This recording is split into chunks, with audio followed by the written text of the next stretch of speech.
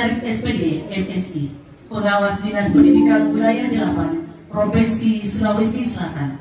Kepada Bapak dengan hormat disilakan. Bapak Ibu yang saya hormati, di kegiatan IHT kita yang pertama, kita sudah berbicara tentang merdeka belajar. Apa itu merdeka belajar? Bapak Ibu adalah pembelajaran yang berpusat pada anak. Nah, ingat Bapak Ibu, siswa itu memiliki keunikan masing-masing. Siswa itu tidak sama kesiapan belajarnya. Siswa itu beda minat belajarnya. Dan siswa juga itu memiliki profil belajar yang tidak sama. Patahan dulu pertama, kesiapannya. Jadi kalau 30 orang siswa di kelas, berarti kesiapan belajarnya di sini. Ini berbicara tentang kesiapan, berarti itu kan berbicara tentang pemahaman awal, ya.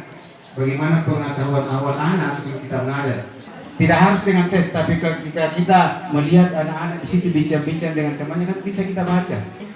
Coba kita bercerita tentang apa yang dibutuhkan anak. Kita cerita, kita kasih materinya. Tugas guru adalah memfasilitasi, menuntun, membantu. Guru yang menginspirasi. Yang mana itu guru yang dicari oleh siswanya kalau tidak datang. Kenapa? Karena anak-anak merasa setelah ketemu dengan gurunya 2 kali 40 menit, lalu anaknya merasa, masalahnya teratasi. Yang anak-anak yang nanti materinya dipotong-potong, baru dia bisa belajar. Ada yang sekaligus, ada yang kita kasih dalam bentuk video, itu kontennya. Kemudian apapun yang kita lakukan dalam rangka mencapai tujuan pembelajaran, itulah proses. Membagi kelompok berdasarkan minatnya anak. Karena siapapun, sekali lagi kalau berbicara minat anak, kalau mereka bekerja bersama, pasti bagus dengan minatnya. Tetapi ada waktunya juga, ya kita yang arahkan lagi. Kemudian diferensiasi produk. Setelah kita tahu bahwa ini tidak mampu, dia mampunya menggambar. Misalnya tujuan pembelajarannya apa? Apakah sudah tercapai tujuan pembelajaran kita? Kalau sudah tercapai, kita melihat, itulah diferensiasi produk atau unjuk kerja. Makanya penugasan juga sekarang di pembelajaran berdiferensiasi, Bapak Ibu, tidak bisa Bapak Ibu menyamaratakan. Kalau kita sudah tahu siapa yang kita mau ajar, enaknya mengajar. Kenapa? Pasti anak. Jadi setiap guru diminta untuk melakukan refleksi. Di sekolah kita dibentuk semacam komunitas. Apa itu komunitas? Tempat guru atau siapapun di sekolah ini saling berbagi dan melakukan refleksi. Karena itu Bapak Ibu, bagaimana Bapak Ibu sekarang bisa lebih meningkatkan kemampuannya, kompetensinya. Karena di era sekarang, anak-anak sumber belajarnya banyak sekali. Dia bisa belajar di mana saja, kapan saja, dan oleh siapa saja. Tugasnya Bapak Ibu sekarang adalah bagaimana memfasilitasi mereka agar bisa tumbuh kembang secara maksimal. Nah itulah, bagaimana caranya itu tadi. Diferensiasi konten, diferensiasi produk, dan diferensiasi proses. Baik Bapak Ibu, saya kira tidak terasa kita sudah berapa jam. Bapak pemateri terkait tentang pembelajaran berdiferensiasi yang telah dibawakan oleh Bapak Muslimin Syarif SPD MSI.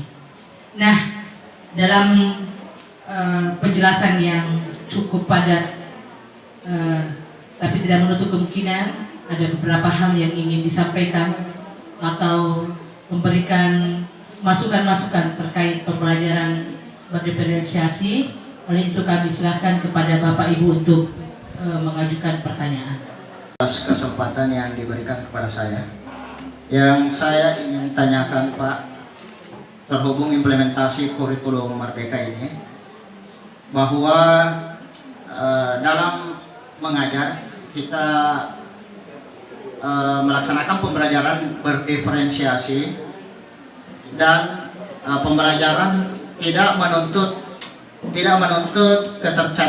ketercapaian kurikulum, tetapi menuntut capaian pembelajaran.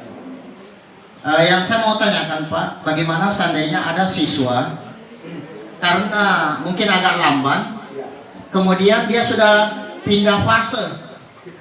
Bagaimana kalau materinya di fase E belum dia kuasai, tetapi dia harus pindah sudah ke fase F? Yang saya tanggapi yang pertama, sekaligus nanti pertanyaan saya, bahwa analogi tadi pembelajaran berdiferensiasi dengan tanaman jagung dan sebagainya. Kalau istilahnya dulu tumpang sari di ya. Serupa tapi tak sama bagi saya Pak, karena kalau yang tadi itu adalah objek, sedangkan kalau siswa kita adalah subjek. Tetapi tetap bisa menginspirasi bagi kita semua guru, bagaimana supaya siswa sama dengan tanaman tadi ini bisa tumbuh dan juga tentu saja didukung dari bibit ya. Masukan dari Pak Hasim dengan Ibu Haji, mengajar Bapak Ibu sesuai dengan keadaan, kebutuhan, capaian, kemampuan anak. Tidak ada indikator yang menunjukkan bahwa ini pasti D, ini pasti E, ini pasti F. Jadi kalau ada anak yang kemampuannya tadi saya bilang mungkin pemahaman awalnya sudah tinggi, tinggal difasilitasi tambah tugas-tugas lain, kasih tugas tambahan lain. Kalau dia ada di sedang-sedang, selesaikan tujuan pembelajaran semua. Kalau dia di bawah, maka cukup 3 lah tujuan pembelajaran di suruh kerja. Itu didiferensiasikan juga Bapak Ibu. Pak, pasien E kelas 10. Tidak ada orang, meskipun dia di kelas 11, dia tetap berada di pasien E, meskipun belajar yang menurut kita, oh ini karena materi tidak sama perhatian. Ada, saya ingin mengatakan rencana pembelajaran itu adalah mulai dari analisis CP, PP, ATP. Kemudian standar proses sudah saya kirimkan di standar proses ya. Standar proses yang mana? Standar proses Permendikbudristek nomor 16, proses perencanaan, proses pelaksanaan dan proses penilaian. Masuk di platform Merdeka Mengajar. Nah, kembali bagus kalau ada menunya, bagus karena di modul ada medianya dan sebagainya. Baik Bu Haji, maunya ini mungkin kita belum melakukan asesmen Bu Haji. Kenapa saya mengatakan belum melakukan? Karena kita belum mencari tahu apa kebutuhannya anak. Sekarang mengajar sesuai kebutuhannya anak. Apa yang dibutuhkan? Oh ini kan itu, terima kasih. Tidak usah kita yang mengeluarkan konsep. Bukan guru yang mengeluarkan konsep, tetapi guru hanya memancing-mancing. Artinya pancing-pancing itu. Yang dicari sekarang adalah kompetensi. Jadi bukan pada tataran bagaimana anak memahami, tetapi bagaimana anak mampu melakukan. Bapak Ibu yang saya hormati, saya mohon maaf sekali karena kita terlalu pendek kalau hanya 2 jam, tapi ya masih ada kegiatan berikutnya dan saya dapat terima kasih pada Bapak Ibu yang sudah ikut pada kegiatan kita hari ini, dan mohon maaf kalau ada kata yang kurang berkenan, tidak sesuai dengan apa yang Bapak Ibu harapkan. Itu kelemahan kekurangan saya. Sekali lagi Bapak Ibu, terima kasih atas kehadirannya semua, dan mudah-mudahan kita di SMA Negeri 7 Pindrang ini bisa betul-betul mengimplementasikan bagaimana pembelajaran berdiferensiasi itu di sekolah kita, bagaimana guru melaksanakan. Saya yakin dan percaya Bapak Ibu mampu melakukan kalau mau. Ingat Bapak Ibu, di mana ada kemauan, di situ ada jalannya. Meskipun saya berteriak-teriak begini, Bapak Ibu silakan, ayo pembelajaran berdiferensiasi. Kalau bukan kemauan dari dalam, susah juga. Karena itu harus datangnya dari dalam, bahwa layak kebutuhan belajar anak sesuai dengan kebutuhannya. Sebagai guru fasilitasi. Demikian dari saya Bapak Ibu. Terima kasih atas pertanyaannya. Assalamualaikum warahmatullahi wabarakatuh. Baik Bapak Ibu.